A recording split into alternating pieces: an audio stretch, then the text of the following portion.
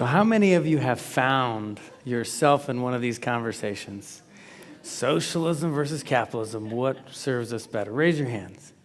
Yeah, a lot of people. It's really part of a prolonged and tired debate of which economic model best serves us. Do we pay an equitable amount into our common resources, or do we rely on charity to fill the gaps? The reality is that there is no pure economic model that is capitalistic or socialistic only. What we do know is that our current systems leave a lot of need, and the systems that we have today are not filling that void.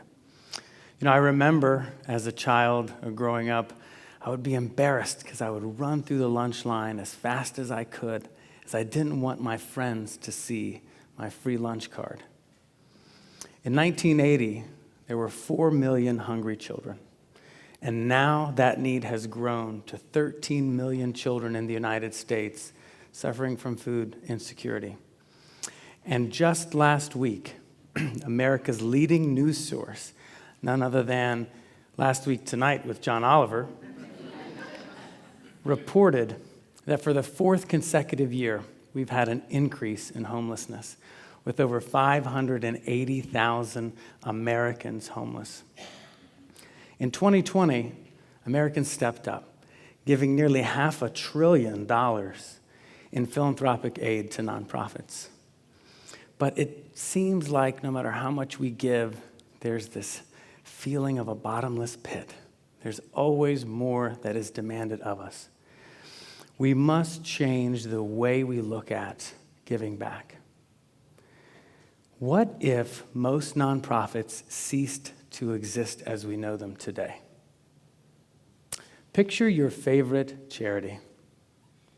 Now, what if their doors closed? What if we wanted them to stop operating the way that they do today?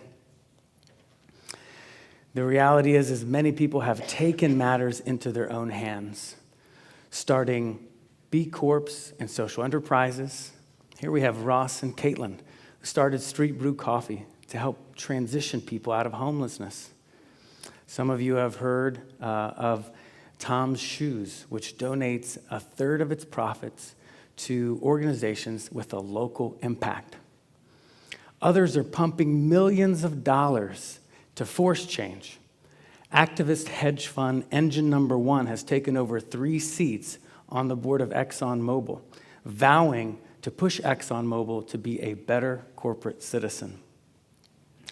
While many of us have also participated in boycotts and divestment campaigns, chastising firms who only put profits first. Well, Wall Street is starting to take notice. 181 of the top Fortune 500 CEOs issued a statement that shareholder value will no longer be the lone top priority as we move forward. We must build an economy that works for all, and that includes our employees and our communities. Now, the way we define and gauge this paradigm shift has many different aspects to it. One way is what we call creating shared value. Now, we used to think of corporate social responsibility as a company could make as much money as it wanted to, any way that it wanted to, so long as it cut a little something at the end of the day to a cause. It could be an environmental cause, breast cancer research, sponsoring local events. That no longer cuts it. People are looking for more. The bar has been raised. Employees want a workplace that offers more, and consumers are saying we want our dollars to benefit a well-rounded enterprise. Creating shared value looks at the intersection of business opportunities, resources, and societal needs, and hones in on game changers. These game changers channel our collective might as we tap into the $21 trillion economy and say this economy will work for us. As we move forward, we think about how creating shared value can impact our economy. There are many ways that you can be a part of that. So what can you do? Well, first, we need to build engines with purpose around creating shared value.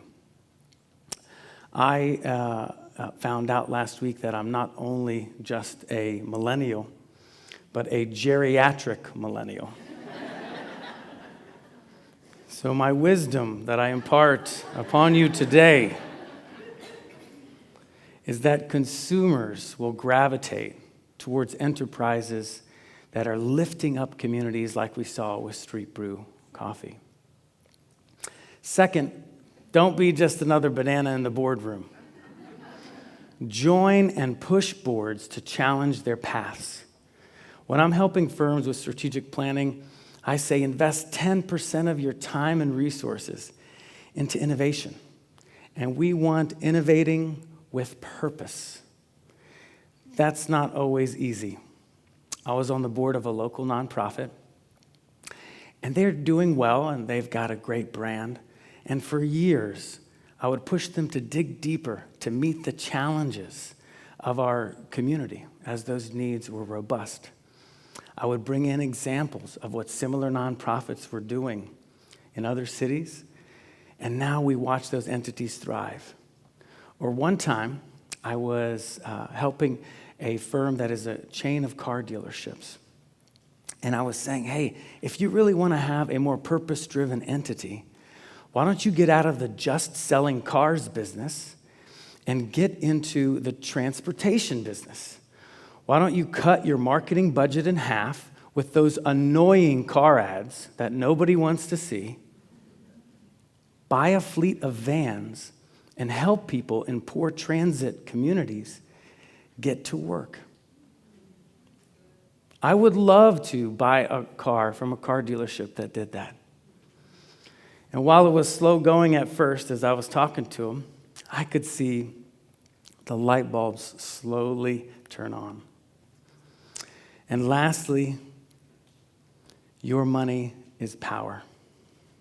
Be mindful with it.